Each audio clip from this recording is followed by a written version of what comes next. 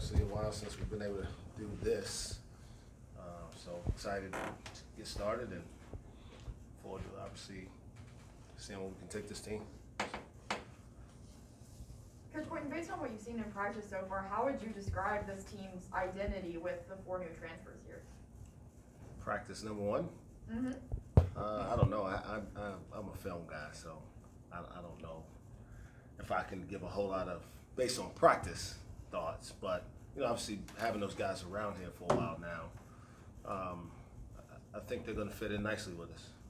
I think they're all going to bring something different to our team of great value and address some of maybe some of the things that hurt us from having a better year than maybe we had last year. So they're all really good kids, hard workers, and I'm excited to have an opportunity to coach them. We talked about it during the summer, you know, not having any freshmen and they're all transfers. I know that you just started practice, but you mentioned they have been here a while. Is the process a little bit different now, not having to try to bring along freshmen? You've got guys that know the system. Yeah, undoubtedly. So it's different.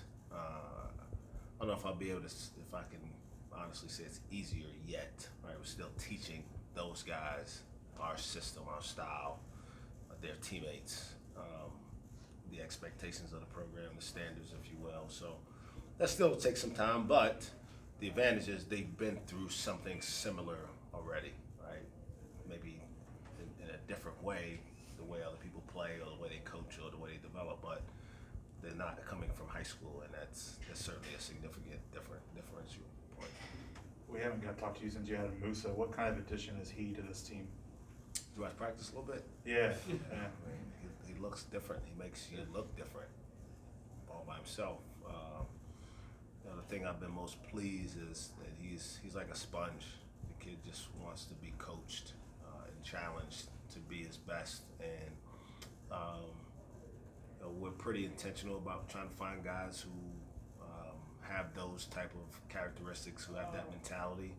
And we feel fortunate that it's, you know, as talented as he is, he still knows he's got a lot of room to grow. I certainly look forward to, you know, his presence as an interior presence defensively for us, and as a lob threat potentially, and somebody who can, you know, also be a force on the offensive end, you know, in the paint for us. How far back does your relationship with him go? You talked about he's known you for a while.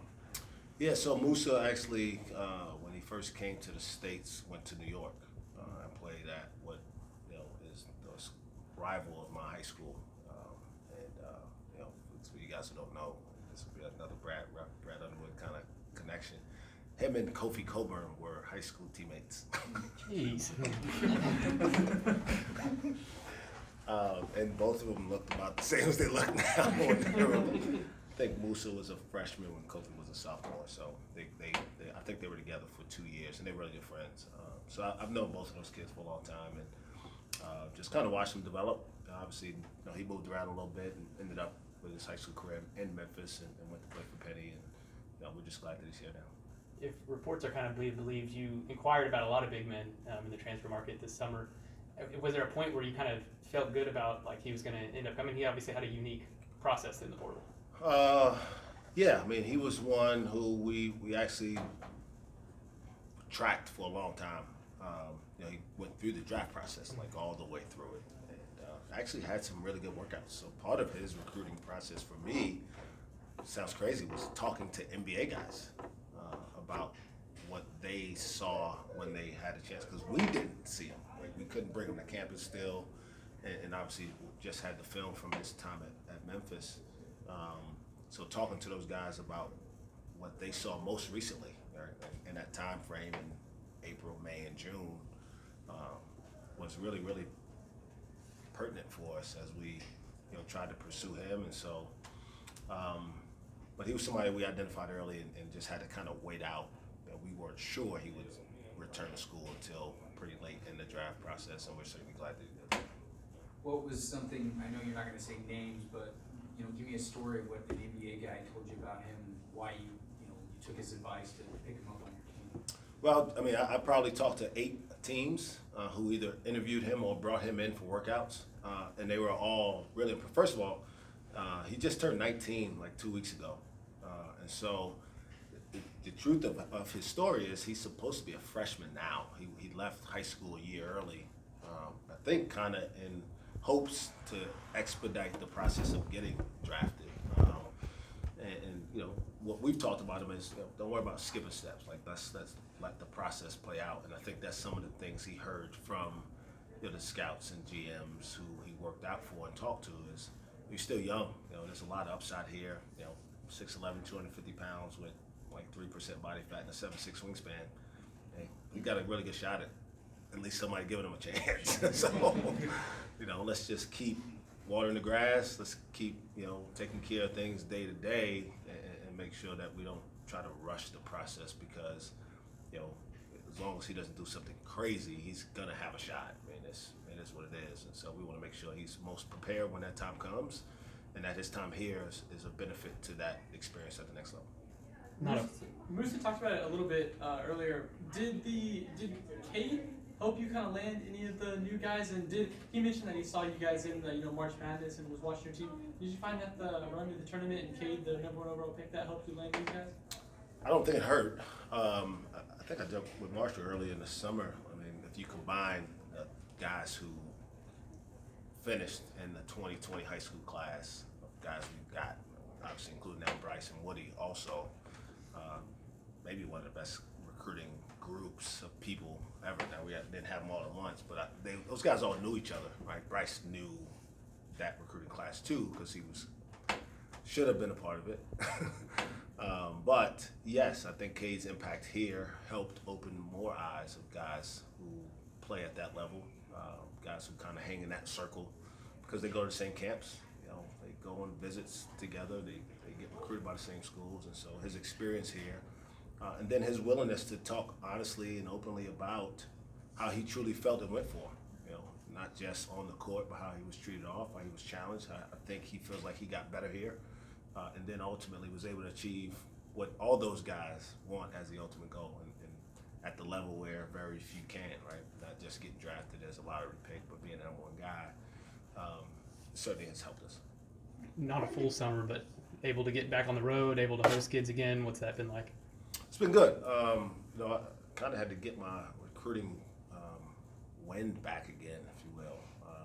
You know, I kind of never really got used to the Zoom stuff, but not being on the road for multiple days or flying or driving around takes a different kind of toll on your body. And I remember being exhausted like the first time I was in the gym for 6 hours. I was like, man, I got to readjust my body.